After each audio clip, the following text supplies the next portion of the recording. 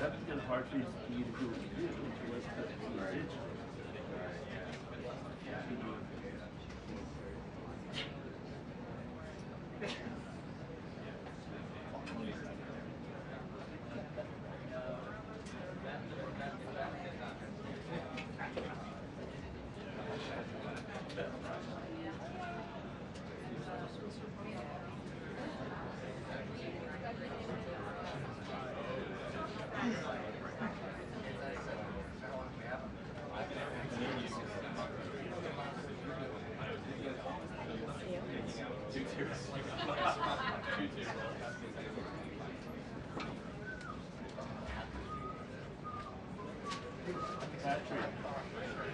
Question?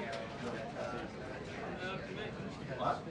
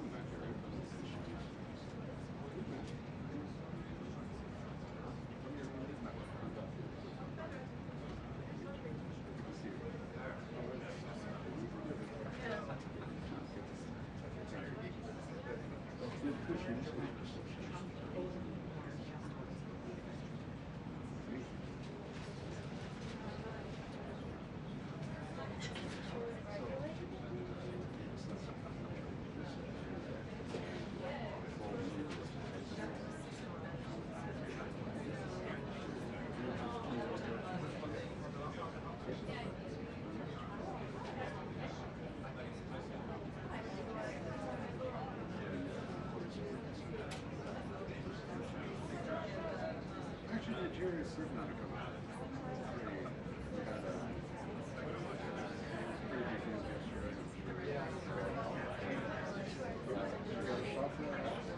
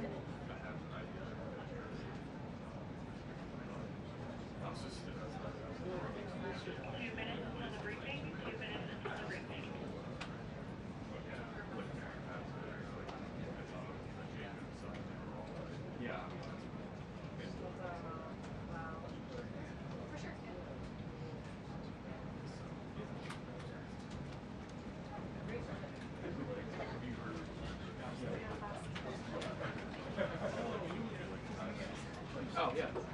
God, you guys were up here.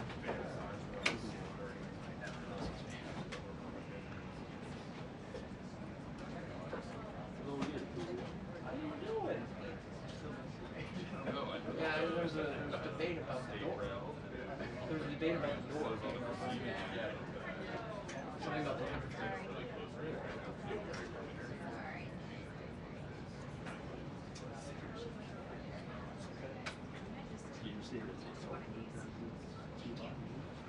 That's what people were saying. Many people were saying. People familiar with the situation.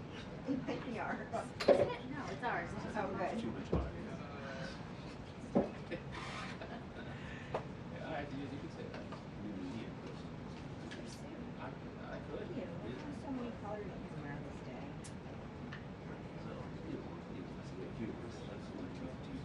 Oh, absolutely. Oh, I'm all for it. Why are you looking at me the wrong way?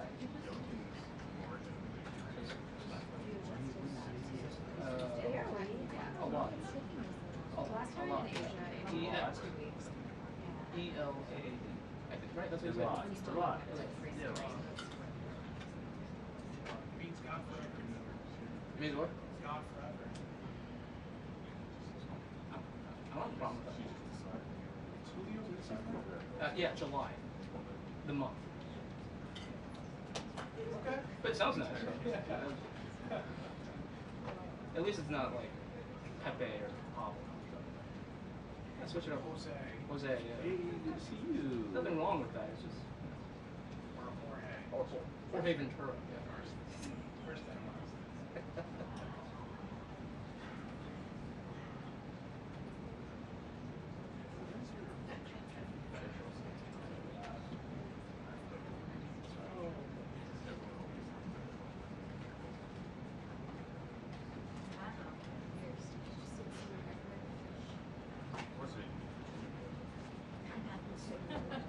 I've already included it in a note before.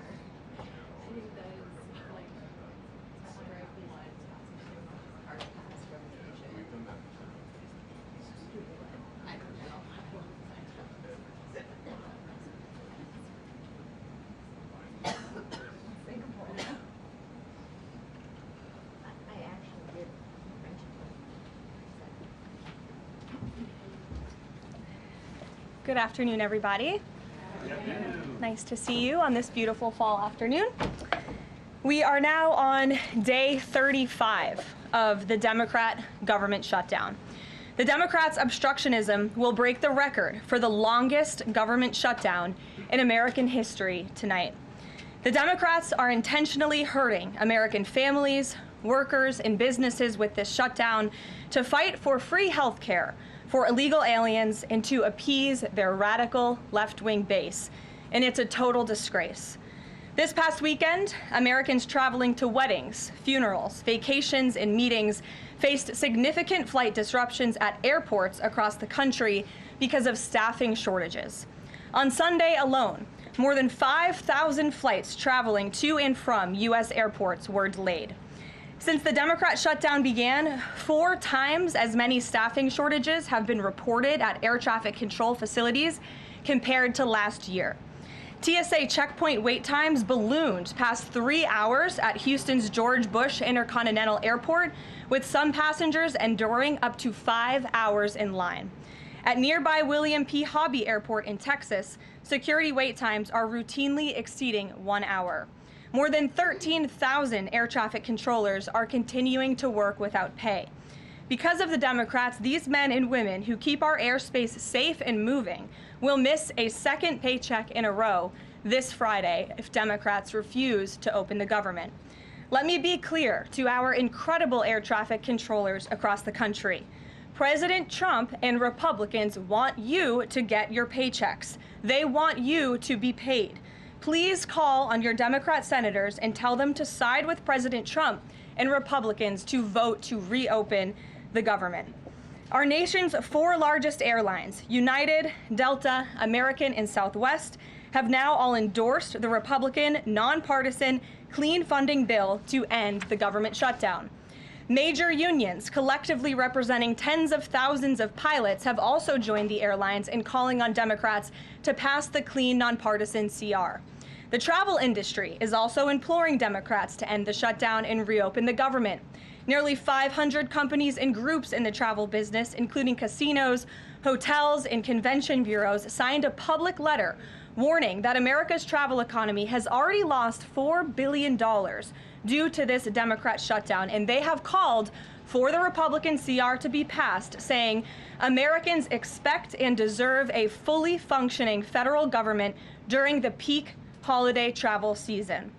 Never before have we seen private industry and union leadership so unified on the same issue, rallying behind Republicans in such a vocal way. The Democrats have completely lost the plot.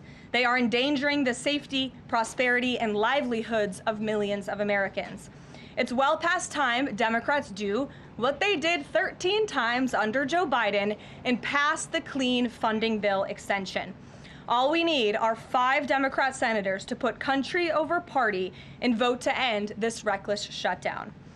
In other news, tomorrow will mark the 1-year anniversary of President Trump's historic election victory, where he won nearly 80 million votes, the popular vote, in all 7 swing states. This was the ultimate poll on November 5th. The president secured a mandate to make America great again, and he has delivered in record time. Never before have we had a president who has kept their promises like President Trump has. I'd like to go over a few of those with you. In less than 10 short months, President Trump signed the largest middle-class tax cut in history, including no tax on tips, overtime, and Social Security to put more money back into the pockets of the American people. The president ended the southern border invasion of the Biden administration, made our border the most secure in history, and he is carrying out the largest mass deportation campaign of illegal aliens in our nation's history to protect our homeland, just as promised.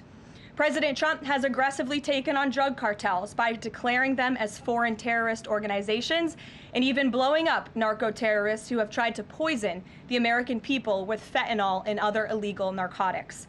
President Trump defeated the Biden inflation crisis, and he continues to implement a pro-growth, America First economic agenda to make America affordable again, and we are seeing the results of that every day. Inflation has remained low and steady, averaging just 2.5% compared to the painful average of 5% under Biden, and we know it was historically higher than that for most of President Biden's term. Meanwhile, real private sector wages are on track to rise by almost $1,500 since President Trump took office, a significant change to the Biden years where private sector wages declined and were being wiped out by inflation. President Trump has ended the reckless war on American energy and unleashed energy dominance, with gas prices now plummeting to their lowest average levels in more than 4 years. President Trump implemented powerful tariffs to rebalance America's trade deals, protect American workers, and returning our country to be a manufacturing superpower once again. As a result, the president has secured trillions and trillions of dollars in private and foreign investments into the United States, which are creating high-paying jobs for the greatest workforce in the world.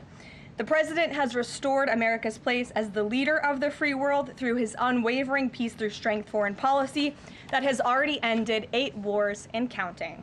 And the president ended illegal DEI initiatives in our federal government and is returning our country to a merit-based society based on common sense. President Trump protected opportunities for women and girls to compete safely and fairly by continuing to keep men out of women's sports. Americans have a president who works tirelessly, literally 24/7, to improve their lives and make our country better than it has ever been before. So with that, today we will open it up to questions, and we will start with our independent journalist in our new media seat, Julio Rosas. Julio, please start. Thank you. Thanks, Caroline. So over the weekend in Mexico, a mayor in Michoacan, Carlos Manso, he was assassinated while celebrating Dia de Muertos with his family. His assassination has sparked a lot of outrage. A lot of Mexicans are very upset. They're blaming President Claudia Sheinbaum for not taking the cartel threat seriously enough. Yesterday, she said that, once again, she's not going to allow any foreign military intervention to take on the cartels on Mexican soil, and that Mexico is not going to pursue a drug war similar to what they've done in the past. So my question is President Trump satisfied with Claudia Sheinbaum's approach to cartels? And if not, has Manso's assassination kind of opened up some new options for the United States to pursue regarding cartels? Well, first of all, with respect to this specific news item and this alleged assassination that took place in Mexico, I know the Trump administration, we are aware of that, and of course we condemn all political violence anywhere in all forms. As for Claudia Sheinbaum and the president's relationship with her, I think he has a lot of respect for her as president of Mexico, and he also really appreciates the coordination that she has provided to the Trump administration. I can't speak for her and what she's doing internally in her country. I can speak for the president in saying we are continually pushing Mexico to do more to tackle the drug trafficking and the drug cartels within their country, and we are working with them in any way that we can.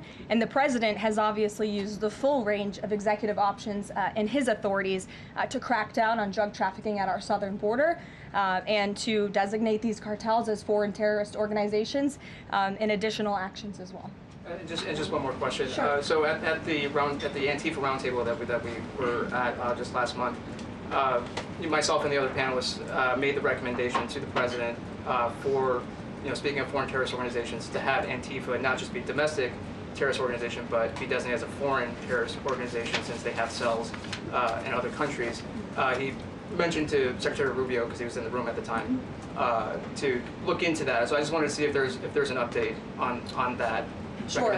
That process is most definitely taking place. I don't have any announcements for you on that today, but I can certainly assure you the administration is working on it, and I'll check in on it and get back to you, Julio. It's a good question. Thank you very much. Jackie. Thank you, Caroline. Zohran Mamdani blamed the president for bomb threats and intimidation at polling locations. He said, quote, part of the general approach of the Trump administration has taken to intimidate voters with baseless allegations of voter fraud as a means of trying to repress the voice of Americans across this country. I want to give you a chance to respond to that. Yeah, I saw those comments from Mamdani. I think they are completely irresponsible, and they are based on zero evidence. And I think this is just another example of how the Democrat Party unfortunately stands for nothing. All they stand against is President Donald Trump. And I think it's quite sad to see that we have someone at the top of the ticket on an election day today saying such things about the president when he obviously had absolutely nothing to do with those threats. And on the shutdown, Democrats have been pretty quiet about the president's push for the nuclear option, terminating the filibuster.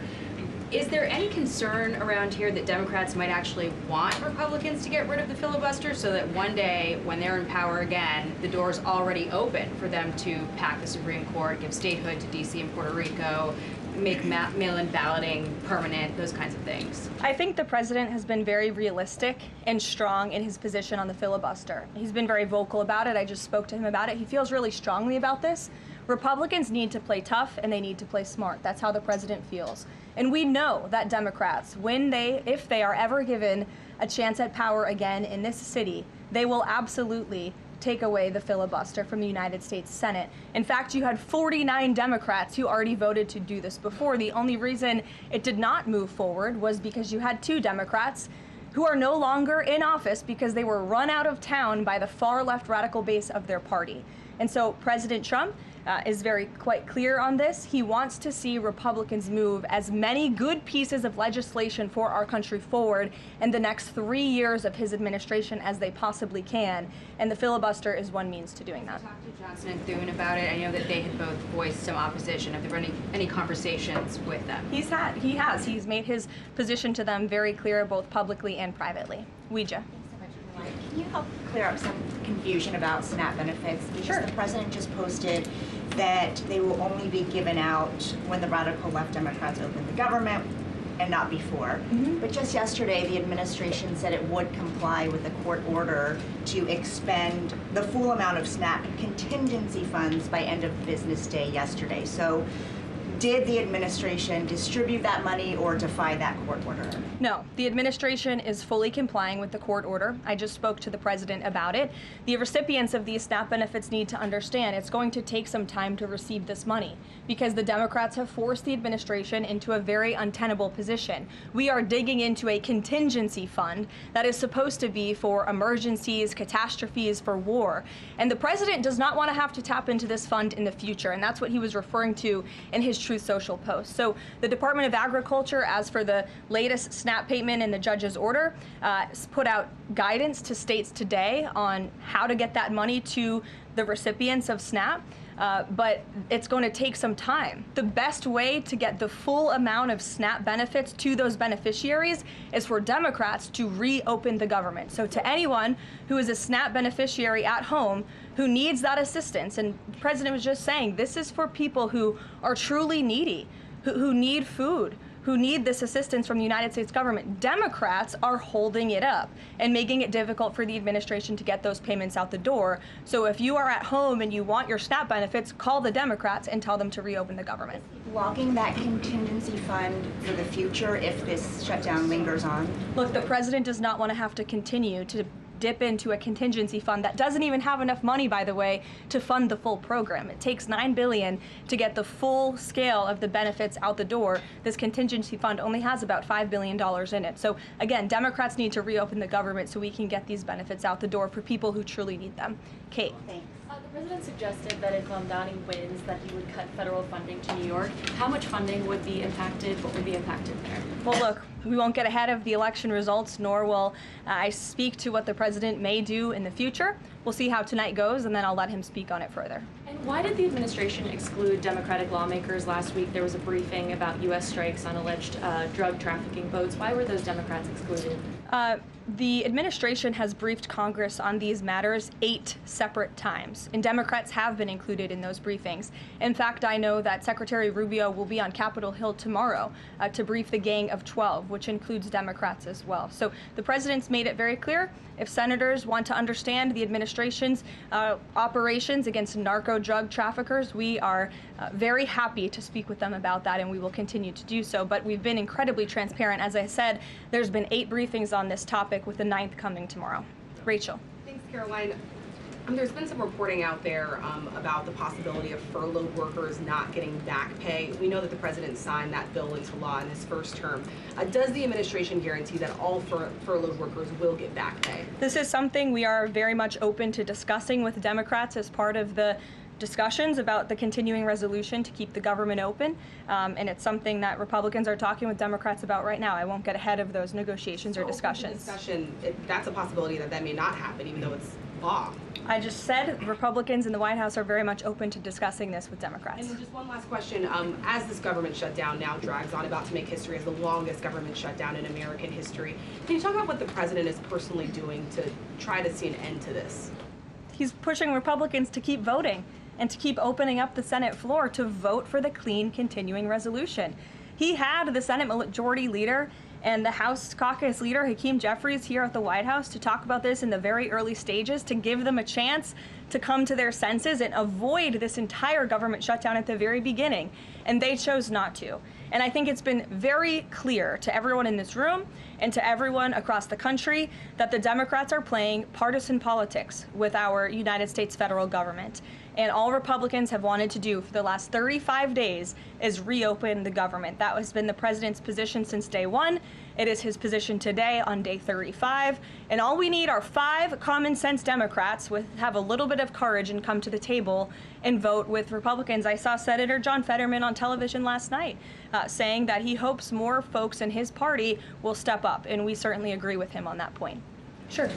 Karoline, the president posted on True Social that the voting underway in California is, quote, rigged. What evidence does he have of that, and what does it mean that mail-in ballots in that state are under legal and criminal review? By whom and why? And also, in this vein, does the White House still plan to issue an executive order banning mail-in voting, and what legal authority do you have to do that? The White House is working on an executive order to strengthen our elections in this country and to ensure that there cannot be blatant fraud, as we've seen in California with their universal mail-in voting system. It's absolutely true that there's fraud in California's elections. It's just a fact. It is just a fact. They have a universal mail-in voting system, which we know is ripe for fraud. And if you want to deny that, I'm happy to provide you all of the evidence for it. I'd be glad to send that to you after this briefing. Rigged. Fraudulent ballots that are being mailed in the names of other people, in the names of illegal aliens who shouldn't be voting in American elections. There's countless examples, and we'd be happy to provide them. As for executive action the White House is taking, yes, we are looking into that. And like any executive order, of course, any executive order the president signs is within his full executive authority and within the confines of the law. Stephen. Thank you, Caroline. I've got 2 questions I'd like to ask you about New York, but first I'd like to ask you about breaking news from the Attorney General. She revealed just about an hour ago that the Biden Justice Department seized President Trump's official first-term phone and subpoenaed his private phone records. Do you have a reaction to that? And also, do we know if they actually got those private call records? I saw the Attorney General's post on that. For additional questions, I would refer you to the Department of Justice, but I think this is just further evidence of the egregious overreach and weaponization of government that took place under the previous White House against then former President and now President Donald J. Trump. It was a clear effort by the Biden White House and the Biden DOJ to go after the president, and this is just further evidence of that. On New York, we've seen the president's messages that he's put out, but could you describe how he's feeling as a New Yorker watching this election? Well, the president is a New Yorker and he loves New York. It is his home. He talks about that all of the time, and he's made his thoughts on this election quite clear, I think, himself. In the back, yes, go ahead. Thank you. Over the weekend, there were reports. I was going to you in the green, but go ahead and then you can have your question. Thank you. Over the weekend, there were reports that President Trump was due to host President of Syria, Ahmed al-Sharia, on Monday. Do you have any preview for that meeting? Is he expected to invite him to join the U.S.-led anti-ISIS coalition? I can confirm that that meeting will be taking place here at the White House on Monday, and this is part of the president's efforts in diplomacy to meet with anyone around the world in the pursuit of peace. And as you know, when the president was in the Middle East, he made the historic decision to lift sanctions on Syria to give them a real chance at peace. And I think the administration, we've seen good progress on that front under their new leadership. And so he will be here at the White House on Monday, and I'll let the president speak further on it on Monday. Yes, go ahead. Thank you, Caroline. I was just curious, you had mentioned there that President Trump, as we know, has been speaking with Republican leaders in Congress about reopening the government. Is he involved in any other negotiations, and is he prepared to sign something if a deal does come out by the end of this week? On top of that, with SNAP benefits, does he have any authorities or considering any authority there to release more funds to help people who are desperately needing these benefits? So look, I think I've already answered the question on SNAP. We're complying with the court's order, and we're getting that partial payment out the door as much as we can and as quickly as we can, but it's going to take some time because, again, this is a prorated payment that we're tapping into a contingency fund for. The best way to get those payments out the door is for Democrats to reopen the government. But yes, the president is in constant communication with his friends on Capitol Hill. They know, they call, he answers, he picks up the phone. He's a very transparent president in that way. And as soon as the Democrats pass the clean continuing resolution, President Trump will be here to sign it. Michael. Thank you, Caroline. President Trump has threatened to go into Nigeria guns a-blazing if Nigeria's government does not stop the killing of Christians in that country. Has the White House heard back from Nigeria's government on this threat? As the president stated, Michael, if the Nigerian government continues to allow the killing of Christians, the United States will immediately stop all aid and assistance to Nigeria and may take action to wipe out the Islamic terrorists who are committing these horrible atrocities, especially against innocent women and children. I don't have any further announcements on that for you today, but I can assure you the President of the United States is watching this situation unfold very closely, as is our Secretary of State, Marco Rubio. Question, Caroline. President Trump has endorsed Andrew Cuomo in New York City's mayoral race. He has not by name endorsed Winsome Sears in Virginia's gubernatorial race. Why is that? Look, as you know from this podium, I'm quite limited in what I can say with regards to ongoing political elections. I think the president has spoken for himself and what he wants to see take place in these elections today. Leavitt. Thank you. I would like to ask you about India-US relationship. What is President's thoughts on the future of India-US relationship? I'm sorry, Leavitt, can you repeat that? What is President's thoughts on future of India-US relationship? I think he feels very positive and strongly about it. As you know, he recently, a few weeks back, spoke to Prime Minister directly when he celebrated in the Oval Office Diwali with many high-ranking Indian American officials here at the White House. We have a great U.S. ambassador to India in Mr. Sergio Gore, who will represent our country very well. And the president and his trade team continue to be in very serious discussions with India with respect to that topic. So I know the president has great respect for Prime Minister Modi, and they speak pretty frequently. Thank you. Hi, yes. The air traffic controller crisis ongoing. Secretary Duffy said he will now start to cancel and ground flights next week to maintain safety. Should people fly next week given this new information, and is the administration encouraging people to stop flying altogether and look at alternative transportation modes? The administration is encouraging Democrats to reopen the federal government so this chaos and disruption to our air traffic control system in the United States of America stops. It is ridiculous that we have even gotten to this place and that the Democrats have continued to shut down the government with 35 days, our air traffic controllers continuing to work unpaid, every single major airline in our country coming out and begging the Democrats to please reopen the government. And you had a Democrat staffer who was quoted, I believe in Politico a few weeks back, saying, short of planes falling out of the sky, we are not going to reopen the government. That is a reckless and dangerous statement from someone who didn't want to put their name on that statement, but we know it came from the Democrat Party. And I think we're very clear. We want to reopen the government so we can resume travel in the safest and most efficient way possible, especially as we head into the busiest travel season of the month. We have Thanksgiving in a few weeks. And so Americans across the country need to make it very clear to their Democrat representatives that we want this government to be reopened so we can resume safe and efficient travel. Fran. Caroline, as of last I checked, the president still had not commented on the death of former Vice President Dick Cheney. Is the White House involved in the funeral arrangements in any way? Does the president plan to speak at the funeral? Has he spoken to anyone in the Cheney family today? And does the White House have an opinion on whether or not the former vice president should lie in honor or stay in the Capitol? I don't believe the White House is involved in that planning, or at least hasn't gotten to it yet. I know the president is aware of the former vice president's passing, and as you saw, flags have been lowered to half staff in accordance with statutory law. Jasmine. Thank you.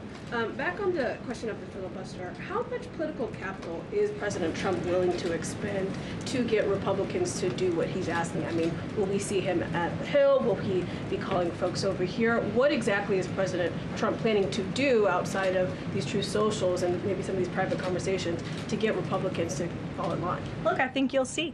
I think you'll see the president continue to engage very strongly and consistently with his friends on Capitol Hill. I don't have any meetings to read out for you at this time, but I think you should stay tuned and keep your eyes on Truth Social on this matter. The president's making his position on it quite clear. And again, he is right. Republicans need to play tough.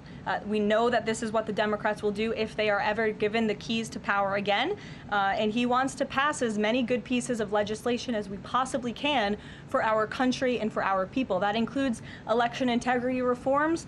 It includes additional tax policy. It includes, fixing our immigration system further in ways that only Congress can.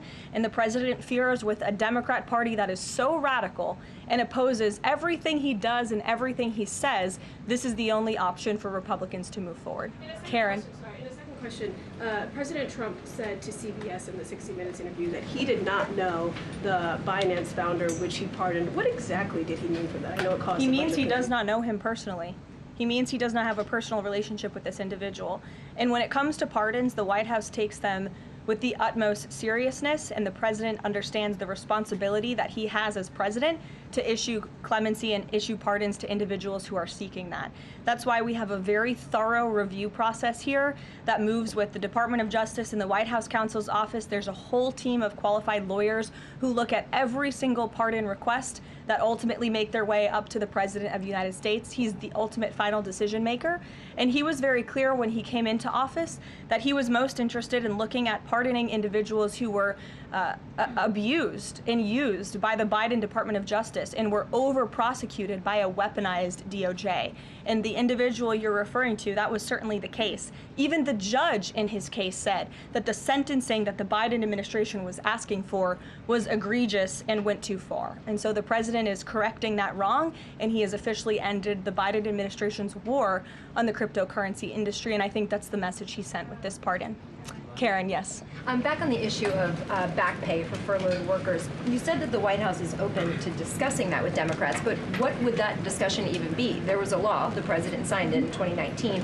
What could a discussion look like? Why is that even open for discussion? Look, Karen, as I said, Republicans are talking about that with Democrats right now, and I don't want to get in the middle of those sensitive conversations. But as we've complied with the SNAP order, the White House, the administration is always going to comply with the laws. We're always going to comply with the ruling of judges across the country.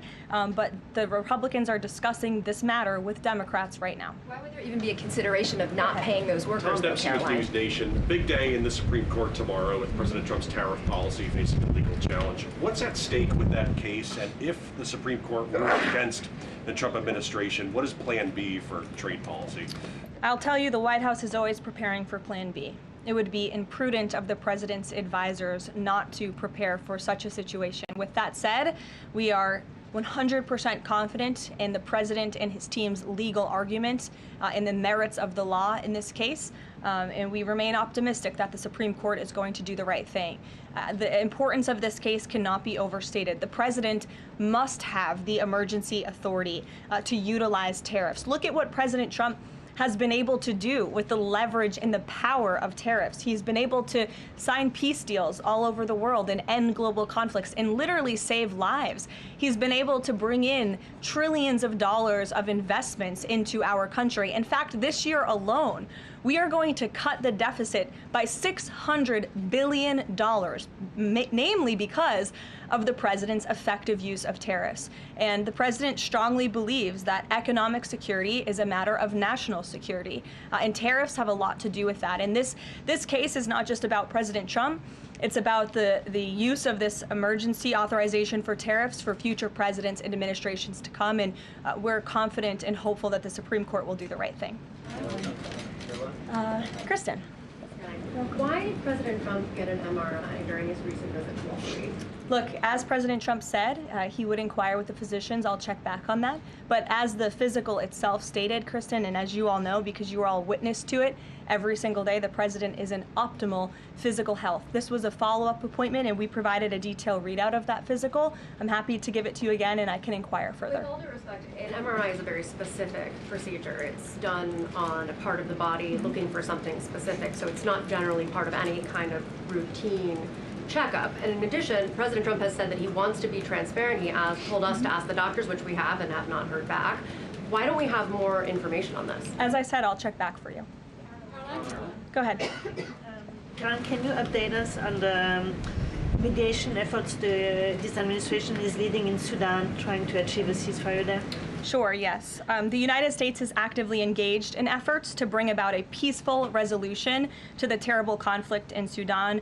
We remain committed to working with our international partners, including Quad members, Egypt, Saudi Arabia, the UAE, as well as others, to lead a negotiated peace process that addresses both the immediate humanitarian crisis and the longer-term political challenges. I actually spoke with Secretary Rubio about this morning, as of course there's been, kind of an uptick in recent reporting on the matter, and he assured me that the administration is very much engaged. We're in pretty frequent communication with those Arab partners that I just mentioned, and we want to see this conflict come to a peaceful end, just as we have with so many others, but the reality is it's a very complicated situation on the ground right now. Karoline? Yes.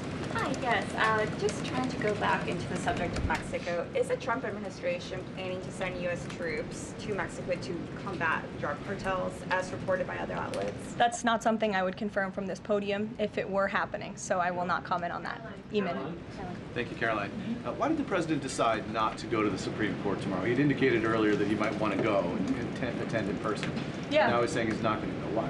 The president did have an interest in attending the Supreme Court hearing tomorrow, as I just expressed how important it is to him, the administration, and the country, this case. But he is traveling to Miami tomorrow, as you all know, to give an economic address with the mayor of Miami and many global business leaders to talk about his historic success with the economy over the past 10 months and talk about sort of where we are headed as a country in terms of our economy. So he'll be traveling tomorrow on the road in Miami. That's why he won't be here, but Secretary Scott Bessent will be in attendance at the hearing tomorrow at the request of the president. He has said that he doesn't want to export the high-end NVIDIA chips to China, but the Wall Street Journal reported yesterday that there was some question about whether the president would raise this as a possible concession with the Chinese side during his meeting with Xi Jinping. So does the White House consider NVIDIA chip exports to China to be a closed issue right now, or is this an ongoing negotiation between the United States, China, and NVIDIA at this point? The president has made his position on this very clear, both to the Chinese and also to all of you. He's answered this question directly. As for the most advanced chips, the Blackwell chip, that's not something we're interested in selling to China at this time. Annie? Does the president think that the results of the Virginia or New Jersey gubernatorial races tomorrow, or statewide races tomorrow, will in any way reflect a voter sentiment towards his administration? Look, Annie, I'm not at liberty to talk about the election results, and I certainly won't get ahead of them. I'm not going to engage in hypotheticals that may or may not happen tonight. We'll have to watch and see. And I'm sure you'll hear directly from the president tomorrow on that point. Quickly on Snap, just really quickly, is there anything that prompted the president's tweet this morning? Because it did seem quite different from some of his other communications about Snap. It seemed a little bit out of the left field. I'm just wondering if he had a conversation or if there's anything you're aware of that caused him to decide to, at around 11 o'clock, to send out that message. Look, the president is constantly well read on the news, as you know, and he is very much aware we are in day 35 of a government shutdown in which these SNAP benefits, we're pushing them out the door. USDA put out that guidance to the states this morning. The president was aware of that, and he wants to make it very clear that these benefits are in jeopardy because of the Democrats, and they should just open the government so that we can continue getting these funds out the door in an easier and more efficient way. There's some new reporting that just dropped a few minutes ago that the Trump administration is negotiating with the makers of Ozempic to sell some weight loss drugs for $149 a month. That's according to the Wall Street Journal. Do you have any more information on that? Can you confirm that? I think the president has said himself in previous Most Favored Nations announcements that this is something that the administration has been engaged in and looking into. I won't get ahead of the president on any future announcements, but I will echo his strong commitment to bringing down drug prices in this country. And you've heard it directly from Secretary Kennedy and Dr. Marty McCary and his entire Health and Human Services team, how committed the president is to bringing down the cost of drugs, and we're working with pharmaceutical companies to do that every day. Very quickly, Caroline, on SNAP. I know it's been asked, and I know we just asked it, but I want to put a fine point on it. You talked about president's post here, and he wrote that SNAP benefits will only be given to radical left Democrats open up the government. I understand your previous answers, but as written, how would that not violate a court order as it's written? I've now answered this question several times, Gabe. We are complying with the court's order. We are getting the payments out the door as quickly as we can. USDA sent the guidance to the state. The president is referring to future SNAP payments. He does not want to have to keep tapping in to an emergency fund and depleting it In the case of a catastrophe in this country, he wants to have those funds preserved, as they should be. And he's made it very clear Democrats should reopen the government. I have one final positive note for all of you. I told you I would keep you posted when the White House would resume public tours. Well, I'm pleased to announce the Office of the First Lady has reopened the doors for public tours on Tuesday, December 2nd. There will be an updated route, of course, for guests in light of the ballroom construction that's taking place, but we very much look forward to celebrating the holiday season in the public and members of Congress, and anyone who wants to come visit the First Lady's beautiful decorations is welcome to go to whitehouse.gov/visit to sign up for a tour. Thanks, guys. We'll see you tomorrow.